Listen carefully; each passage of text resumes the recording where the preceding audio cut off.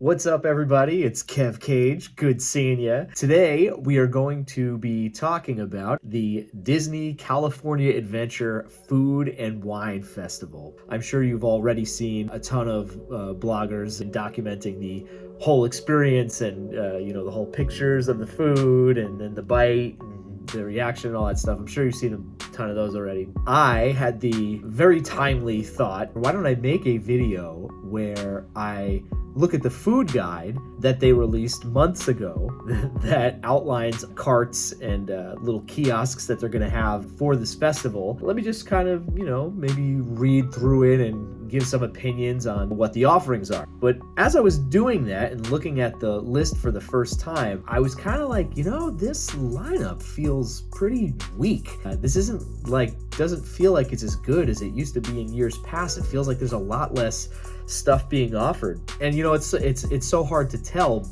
if I'm remembering it correctly or if maybe my recency bias of my displeasure with the company makes me think that everything is worse than it was, when in reality it's actually the same.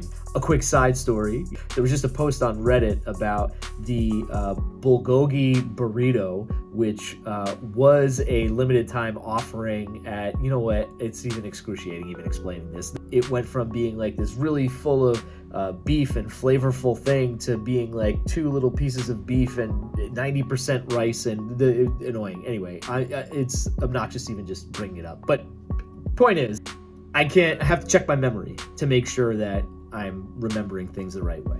My wife, CJ, who is a complete Disney diehard, she was like, I kind of agree. I don't think that this is as good as it used to be. So she had this idea that she was going to go back 6 years, which is when we first moved to the area. She was going to go back to 2018 and go through all the old foodie guides and pull up all the old data and make a spreadsheet showing exactly how this festival has declined or has changed over the years with significantly less offerings than they had not even that long ago. Obviously, 2020 happened and there was a lot of streamlining operationally, cutting out any excess ingredients so we can reuse stuff, and I understand all that. I have a note that says, now I'll leave it up to you to decide whether or not this is a good thing or a bad thing.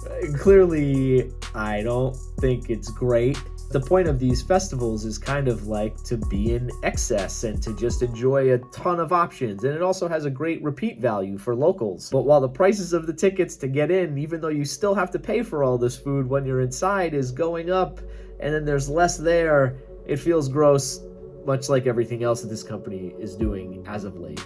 I think this is pretty interesting, though, for you people who like data. Where to begin? The way that this festival works is they have little, hold on a second.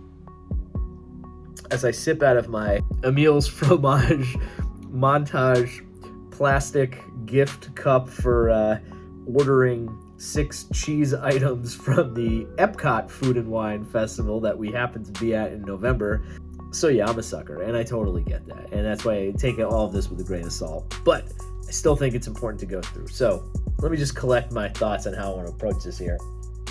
We can break it down to the 2018 Food and Wine versus the 2024. They have a booth called Nuts About Cheese, and this is a returning booth. A lot of these, I think most of these actually have existed in years past. Nuts About Cheese has Big Bad Barbecue Pulled Pork Mac and Cheese with crispy dill pickle onions. And that's all they have for the food.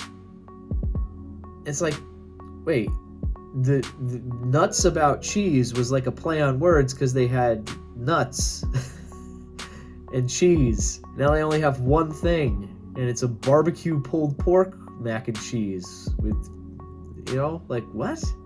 In 2018, the same Nuts About Cheese booth had brie toast with fig, mint, and almond crumble, a goat cheese fromage blanc tartine with rosemary and hazelnuts, and a selection of 3 California cheeses, Point Reyes, Blue, Velajac, and Fiscalini cheddar.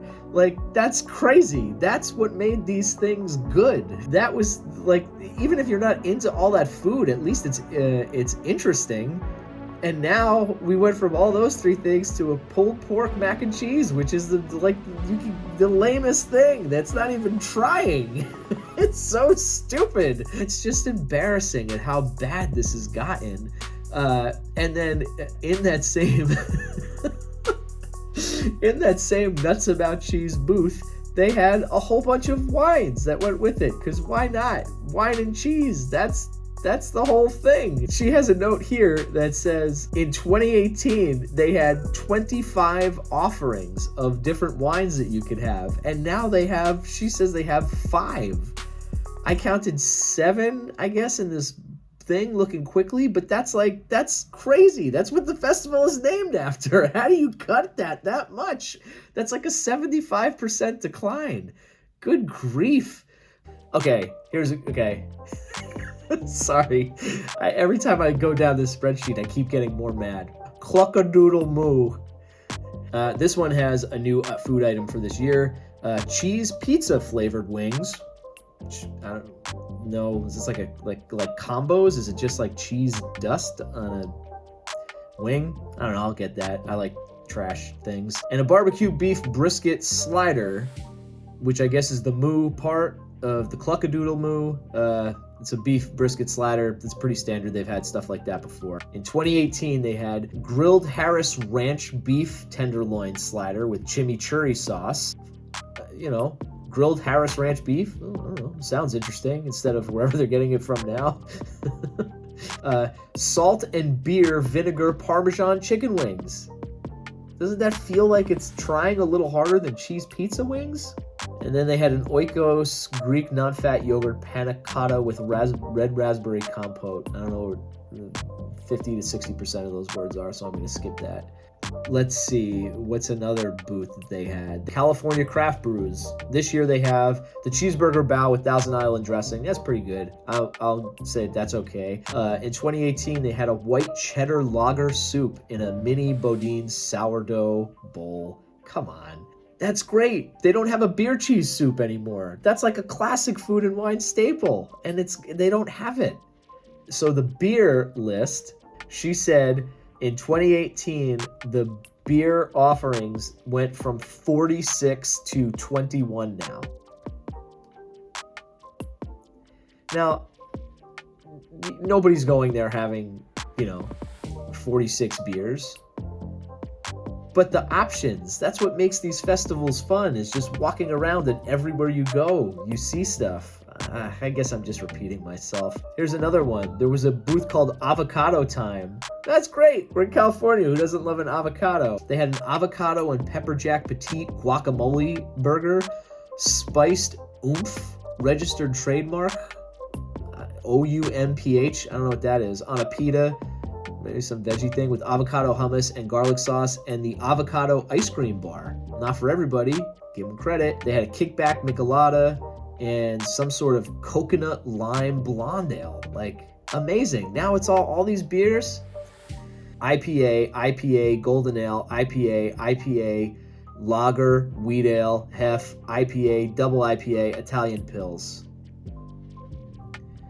If you're not a beer drinker, that maybe doesn't bother you as much, but as someone who enjoys the full spectrum of what's available, weak. The I Heart Artichokes booth, gone. They had a bourbon chocolate whoopie pie, amazing. They had a off the cob booth that had sweet corn nuggets with beef chili, shrimp boiled tacos with andouille sausage and fresh corn, a caramel popcorn crispy treat. Garlic Kissed had creamy mac and cheese with garlic bread crumble, black garlic soy braised pork belly banh mi. And this year they have, it's a top soy line with garlic mashed potatoes. Anyway, you get the point. All this being said, I am, of course, a huge hypocrite and will be attending the Disney California Food and Wine Festival this weekend. So, and I'm sure, listen, I'm sure it'll be great. But every theme park is doing these food festivals now. Knott's has the Boysenberry Festival. Six Flags, I think, does a thing. The name of it escapes me at the moment. Taste of the World. Like SeaWorld does one, like the Seven Seas something. I don't know. But a lot of these places are doing these festivals, and what always set the Disney festivals apart was the quality. And I was talking to friends today trying to explain to them that, yeah, I know it's theme park food, but like, you gotta believe me, like, it was like not only good for theme park food, but pretty good just for like real food. And it just is another in a long list of things where it feels like something's been taken away. And for how ungodly expensive this place is, not just to get in, the price of all these individual items has gone up as well. It's crazy to see that it's being scaled back. Will I go and have fun? Sure. I mean, Genie Plus problems notwithstanding. As far as the festival goes, DCA is a fun park, or it should be. Yeah, it'll be fine. But also, like, is the quality of the food at the Boysenberry Festival now like that much worse? Is it closer? Because it's certainly a lot cheaper to get into that place. Food maybe is the same cost-wise, but anyway, just something to think about. If you are going to the festival, of course, I hope you enjoy it. I'm sure it's going to be lovely, but it really is interesting to actually go back and dig all this data back. And that being said, I hope this has been an entertaining video for you. I will try to link this spreadsheet out so you can look at it if you too are also intrigued at the specifics of what's been going on for the past 6 years. But yeah, if you are going, cheers, have fun. Because as always, if you're lucky enough to be in the parks, you're lucky enough. Thanks for watching. Oh, like and subscribe.